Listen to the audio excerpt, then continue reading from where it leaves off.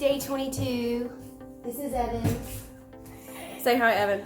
Hi. So no, it's day 22, and we've got all the like nasty kitchen, moldy, no walls out, and same thing with the little side porch area.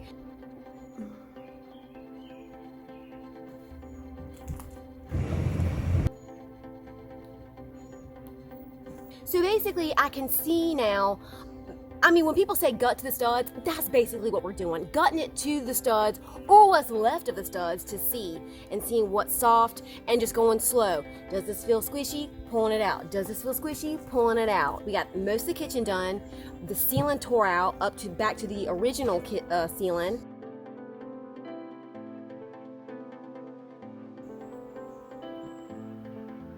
The walls.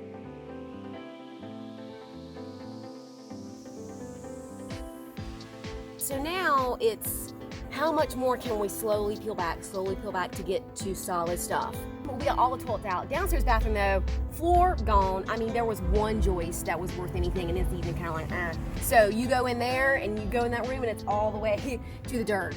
Today, what we're trying to do is start upstairs in that sleeping porch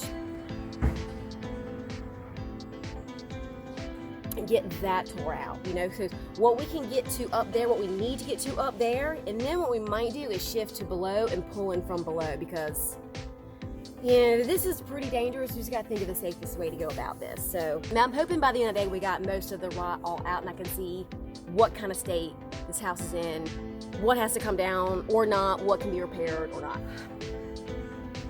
The issue I'm running into is that we got all the help we need.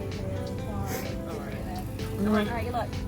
This house is so exposed. It's on a corner, and there's an alley, and there's another road. It's almost like a 5-point or something. It's crazy exposed. I'm getting a lot of people coming up, walking up, cutting through, asking for work. They're asking if they can have building scrap metal materials, all this kind of stuff. And man, this is dangerous. If somebody comes in here and they're breathing this stuff, they could fall through if they get in. If somebody thinks there's copper and wants to get in there, I could get sued. This is really dangerous. Somebody could get really hurt. I need security, temporary fence up as soon as possible. So that's what I'm looking into now. How to just keep people out and safe and keep this secure.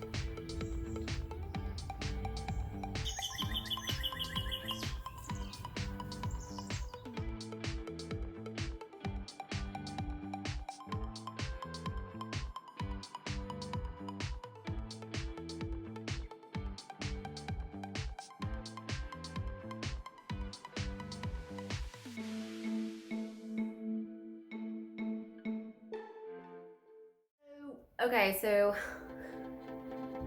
we've been assessing this. What's really going on here? This is just beyond safety. And we knew there was going to be a storm coming, and we were trying to get any kind of tarp, any kind of something to cover this up. And